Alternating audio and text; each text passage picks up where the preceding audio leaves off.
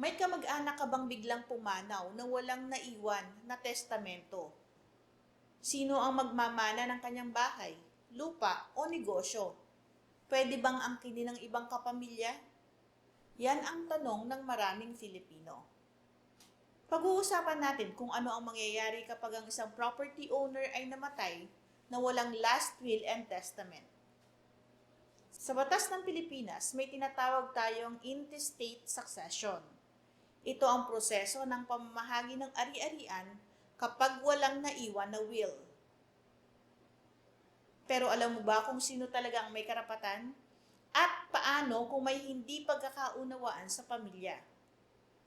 Kapag namatay ang isang tao na walang testamento, ang ari-arian niya ay ipinapamahagi ayon sa Civil Code of the Philippines, partikular sa Articles 960 hanggang 1016 ng Civil Code.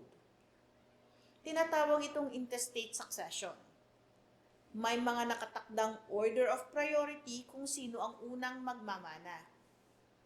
Ayon sa batas, ang unang may karapatan ay ang legitimate children and descendants, legitimate parents and ascendants kung walang anak, illegitimate children, surviving spouse, siblings and collateral relatives up to the 5th degree.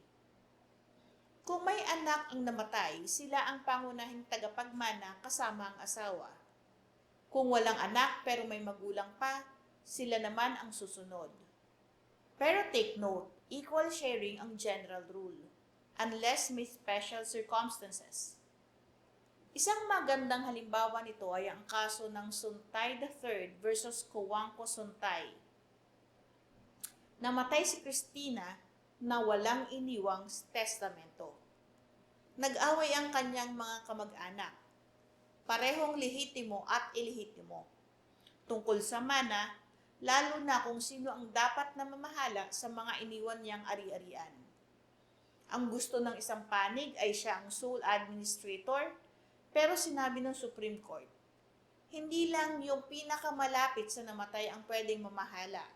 Dapat ay yung may kakayahang ayusin ang estate ng patas para walang lamangan. Kaya pinayagan ng korte na magtalaga ng co-administrators. Ibig sabihin, 2 tao mula sa magkaibang panig para patas ang paghawak sa ari-arian.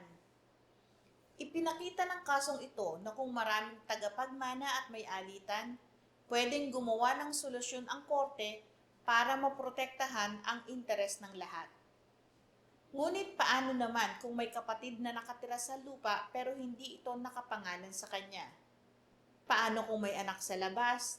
Paano kung may utang ang yumao? Lahat yan ay kinokonsidera sa estate settlement. Kung walang maayos na usapan, pwede itong mauwi sa korte. Tandaan po natin na mahalagang malaman ang proseso ng extrajudicial settlement kung gusto ng pamilya na iwasan ang kaso. Pero kailangan ng notaryo publiko at affidavit of self-adjudication kung nag-iisang tagapagmana lang. Ang pagkawala ng mahal sa buhay ay mahirap na. Huwag na nating pahirapin pa ang natirang pamilya sa pamamagitan ng hindi pagkakaunawaan. Alamin ang karapatan mo sa batas. Kung may katanungan ka pa tungkol sa mana o pamana, i-comment lang sa baba.